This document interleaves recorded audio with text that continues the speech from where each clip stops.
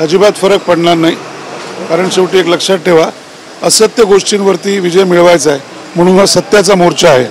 जे काही यादी भागांमध्ये जे काही गोंधळ आहेत ते आता आम्ही दाखवलेले आहेत, विविध पक्षांनी दाखवलेले आहेत. तुमच्या माध्यमातून तुम्ही सगळी काय म्हणतात टेस्टिंग ऑपरेशन रिॲलिटी चेक केलेलं आहे. त्यामुळे हा विषय सत्ताधारी आणि विरोधक असा नाही आहे, तर हा विषय महाराष्ट्रातील 9.5 कोटी मतदारांना न्याय मिळवून देणं, त्यांना समजणं की आपलं मत कोणाला दिलेलं आहे, कोणाकडे गेलेलं आहे, आणि हा जो यादीतला गोंधळ आहे तो कुठल्याही परिस्थितीत नीट स्वच्छ करून त्याप्रमाणे येणाऱ्या निवडणुका या घ्याव्यात, ही आमची प्रमुख मागणी असेल आणि इतर गोष्टी सुद्धा असतील. एकंदर पालिकांमध्ये मोठा उत्साह दिसतोय, कारण की सकाळपासूनच अनेक मनसैनिक लोकलने मुंबईमध्ये दाखल नाही, उत्साह नक्की असणारच ना. एक लक्षात ठेवा, जेव्हा राजसाहेब ठाकरे कुठले किंवा इतर सगळे पक्ष असतील, शेवटी ही जी गोष्ट आहे ही कशा करता करतोय आपण, ही कुठल्या वैयक्तिक स्वार्थाकरता आहे का, तर नक्कीच नाही. ही गोष्ट कशाला आहे, तर याद्यांमध्ये जो गोंधळ झालेला आहे आणि ज्या प्रकारे निवडणूक आयोग हे ज्या प्रकारे कोणासमोर तरी झुकल्यासारखं वागतंय. कारण आम्ही 2 बैठका त्यांच्याबरोबर घेतल्या, परंतु दोन्ही जे कोणी तिकडचे अधिकारी होते त्यांच्या आपण चेहऱ्यावरचे हावभाव जर बघितले असते तर 0 एक्सप्रेशन्स होते. त्यांना आमच्या प्रश्नाची साधी उत्तरं देता येत नव्हती, कन्फ्यूज झालेले होते, बघूया करूया सांगतो. आणि त्यामुळे हा जो मोर्चा आहे हा पूर्ण ताकदीने आणि कितीही पाऊस जरी असेल तरी अतिशय जोरात जोशात होईल. आणि हा मोर्चा हा शेवट नसेल, ही सुरुवात असेल. खास करून माझं निवडणूक आयोगाला एक सांगणं आहे की एक लक्षात ठेवा, हा महाराष्ट्र आहे आणि या महाराष्ट्रामध्ये सन्मान्य राजसाहेब ठाकरे यांची महाराष्ट्र नवनिर्माण सेना आहे. त्यामुळे ह्या मोर्चाला किंवा आम्ही मांडलेल्या कुठल्याही प्रश्नांना कृपया हलक्यात घेऊ नका, कारण ह्याची आम्ही उत्तरं मतदारांकरता चांगल्या पद्धतीत याद्या कशा होतील हे घेतल्याशिवाय थांबणार नाही. सॉरी, कायदेशीर बाबींची देखील चाचपणी केली जाणार आहे निवडणूक आयोगाच्या. शेवटी आता एखाद्या गोष्टीवरती सुरुवात केली की मग त्या सगळ्या प्रकारच्या बाजूने त्याचा विचार करायला लागतो आणि त्याही गोष्टी तुम्हाला दिसतील भविष्यात केलेल्या. अनेक लोक आज मनसेअध्यक्ष राज ठाकरेंसोबत लोकलने प्रवास करतात. दादरमधले काही तुमचे कार्यकर्ते आहेत, बोरीवरून येणार आहेत. हे कुठे ना कुठे सर्वसामान्यांचा एकी दाखवण्याचा प्रयत्न आहे का, की लोकलने प्रवास? प्रयत्न नाही आहे, प्रयत्न नाही आहे. सर्वसामान्यांनी नक्की ही जी गोष्ट राजसाहेबांनी आणि इतर सर्व विरोधी पक्षांनी केलेली आहे ती सर्वसामान्यांनी ॲप्रिशिएट केलेली आहे. त्यांना आत्ता कळलेलं की काहीतरी गोंधळ आहे आणि हा गोंधळ नुसताच मांडलेला नाही आहे. जशी तिकडे चर्चा झाली, परवा रंगशास्त्राची व्हिज्युअल्स दाखवली, त्यातनं एक कळलेलं आहे सामान्य मतदाराला सुद्धा.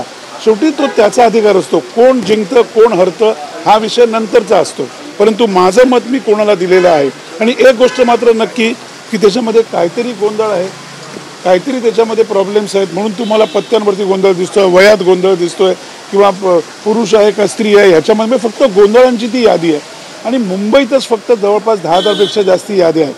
त्यामुळे इतक्या घाईघाईत निवडणुका घ्यायचं काय कारण आहे हे कोणालाच कळत नाही. काही जणांकडून विरोध केला जातोय, राज ठाकरेंना अटक करावी अशी मागणी केली जाते. दुसरीकडून भाजपकडून देखील शांतता मोर्चा केला जातो. शांतता मोर्चा कशाबद्दलचा? मुख मोर्चा म्हणून 1 वाजता गिरगाव चौपाटी. त्यांचा मोर्चा, त्यांना लखलाभो, त्यांना शुभेच्छा आहेत.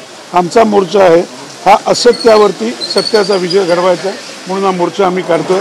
त्याचे पुरावे ढिगभर दिलेले आहेत आणि तुम्हाला दिसेल हा मोर्चा ही सुरुवात असेल आणि शेवट हा उत्तम असेल. मुंबईच्या आजूबाजूला करावी अशी मागणी केली जाते आणि राज ठाकरे हे लोकलनं प्रवास करणार असल्याची उत्सुकता सुद्धा सर्वसामान्य मुंबईकरांना. उद्देश काय आहे? पहिला विषय सोडून द्या, ते बोलणारे बोलत असतात.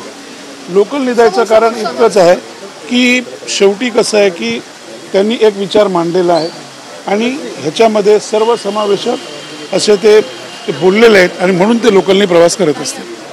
परवानगी सुद्धा नाही मिळाली अजूनपर्यंत. एवढे पेपरवर्क करून सुद्धा, आझाद मैदानावर जाऊन सुद्धा, एवढ्या लोकांना भेटून सुद्धा अजूनपर्यंत काही परवानगी मिळाली कसं होत आहे? मला त्याची माहिती नाही आहे, परंतु मोर्चा हा पूर्ण ताकदीने होईल. सर्व पक्षाचे नेते तिकडे असतील, सर्व पक्षाचे ताकदीने कार्यकर्ते तिकडे आलेले असतील. स्वतः राजसाहेब ठाकरे जसं त्या कोणीतरी विचारलं त्याप्रमाणे स्वतः ते लोकलनी प्रवास करणार आहेत.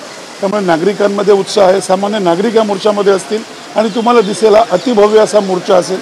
आणि तो मोर्चा हा पुन्हा सांगतो, हा आयोगाने या मोर्चाने जागं व्हावं आणि योग्य ती कारवाई त्यांनी करावी. पुढील 3 तास मुंबईसह मुंबईच्या आजूबाजूच्या जिल्ह्यांना येलो अलर्ट दिलेला आहे. पावसाचा सावध मोर्चा. ह्या मोर्चाचा रेड अलर्ट आहे आयोगाला. आयोगाने यातनं शिकावं, कळलं का? येलो अलर्ट समोर रेड अलर्ट हा खूप मोठा असतो आणि तो राजसाहेबांचा रेड अलर्ट आहे. एवढंच मी सांगितलं. सर शेवटचा प्रश्न तू तिथेच मला बोलताच येत नाही नाही. समोर. काँग्रेसकडून कुठलेही झेंडे नाही आहेत आणि काँग्रेसचं वरिष्ठ नेतृत्व या मोर्चाला येईल की नाही यावर प्रश्न नाही. अर्थात विजय वडेट्टीवारांनी आपण येणार हे सांगितलेलं आहे. तर बघा, एक लक्षात ठेवा, प्रत्येक जण हा पक्ष सत्ताधारी विरोधक हा विषय नाही आहे, परंतु परत तुम्हाला सांगतो, हा विषय, हा याद्यांमध्ये झालेला गोंधळ हा सर्व पक्षीय मोर्चा आहे. आमचं तर म्हणणं सत्ताधाऱ्यांनी यायला पाहिजे होतं. बरं, आम्ही प्रश्न विचारतो, आयोगाला त्रास होतोय, सत्ताधाऱ्यांना काहीच कारण नाही आहे, हेच तुम्हाला आम्ही सांगू.